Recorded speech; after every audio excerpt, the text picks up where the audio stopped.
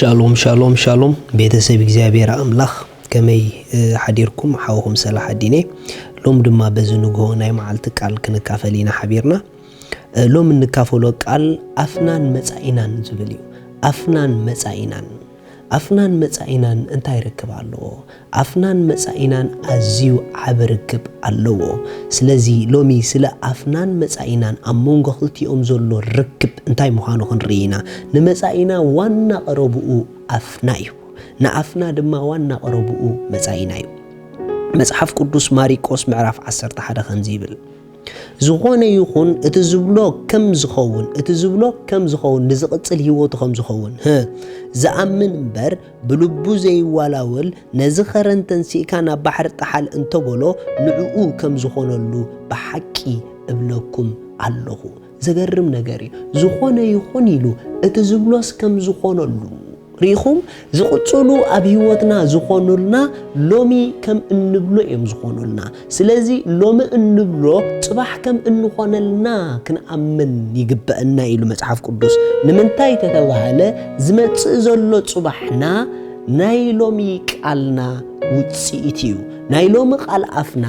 ዘርኢ ናይ ጽባሕና እዩ ጽባሕና ድማ መጻኢና ድማ ዓጺድ ናይ ሎሚ ቃል አፍና እዩ ሎም እኳ ዝነብራ ዘለና ትማሊ ዝሓለፈ ጉዕዞናን እንዛረቦ ዝነበርና ቃላት ንዑ ኢና ሎሚ ንነብሮ ዘለና ስለዚ ቃልና ምስ መጻኢና ኣዝዩ ዓብርክብ ኣለዎ ብዙሓት ሰባት ናይ ቃል ሓይሊ ዝተረድኦም ኩሉ ጊዜ ኣብ ቃል ኣፎም ክጥንቆቑ ኢኻ ትርኢ ንምንታይ ተተባሃለ መጻኢና ብኢድ ማንም ኣይባላሾን እዩ መጻኢና ብገዛ ኢድና ኢና ነባላሽዎ ንምንታይ ተተባሃለ ኣፍና እንተደኣ ዘይንጥንቀቕ ኮይንና እቲ ኣፉ ዝኸፍት ጥፍኣት ይረኽቦ ስለዝብል መጽሓፍ ኣፍና እንተደኣ ዘይንሕሉ ኮይንና ንመጻኢና ንሕልምና ብገዛ ኢድና ነቕህሞ ኣለና እቶም ኣብ ኣፎም ዝጥንቆቑ ድማ ንመጻኢኦም ዝሕሉ ሰባት እዮም ስለዚ ስለ ጽባሕካ ስለ ጽባሐይ ስለ ጽባሕኪ ማንም ኣይሕተትን እዩ እስኺ ክትሕተቲ ምኽንያቱ ናይ ሎሚ ቃል ኣፍኪ እዮም ንጽባሕ ክዘምጽዋ ጽባሕ እንታይ ክትመስል እያ ጽባሕ ከመይ ክትከውን እያ ዝውሰን ሎሚ እንታይ ዝመስል ቃል ኣለካ ሎሚ ከመይ ኢኻ ትዛረብ ናይ ሎሚ ቃልካ ሸለልትነት ዝመልኦ ዘየድሊ ቃላት እንተደኣ ኮይኑ ጽባሕካ ልክዕ ነዚ ሎሚ ትዛረቡ ዘለኻ እያ ትመስል ስለዚ ጽባሕ ካብ ሎሚ ኣትወፅእ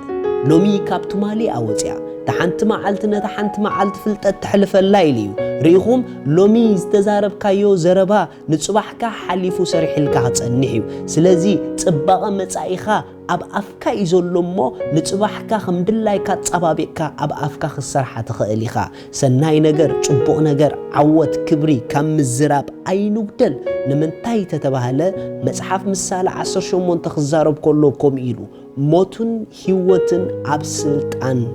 ኣፍ እዩ ዘሎ ኢሉ ሃሌሉያ ሞትን ህይወትን ኣብ ናይ ልሳን ስልጣን እዩ ዘሎ ንመጻኢና ሞት ዲኹመልኮ ወይስ ህይወት ይኹመልኮ ዝውሰን ሎሚ ኣፍና ህይወት ዲ ዝዛረብ ወይስ ሞት ይዛረብ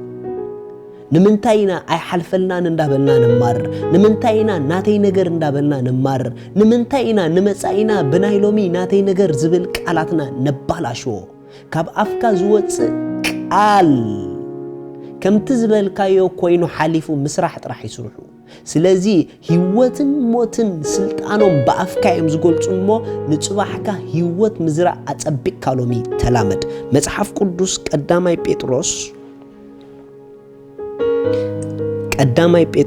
ምዕራፍ 3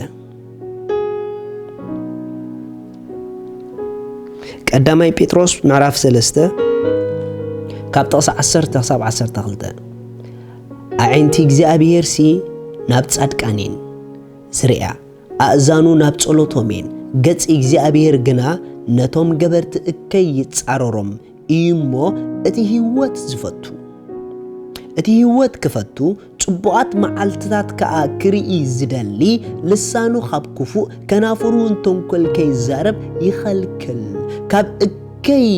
ይዝበል ሰናይ ከኣ يكبر نسلام دما يدليان يسعبان اتتصبقات معالتات كريئي زفتو سب انت دعالو خوينو لومي كنافرو نناي صباح تصباقي هيوتو كي بالاشو كابتون كل كابكفو قالات مزراب كنافرو يقدب كنافرو يخلكل نمنتاي تتبهاله لومي خمدلاي كاس تزارب كايوم لومي شلاليل كز تزارب كيوم نناي صباح مصايخي امباكت خمز قبروه كم زبصحوه كم زتنكفوه أي تزنقعي صباحك خيتنكف أفكي أستخاخدي صباحي كيتنكف قال عفي كتطبق يقبأني مخنياتو ناي صباح حيوتي ننايلومي قال عفي يزمسل مصحف قدوس أب يعقوب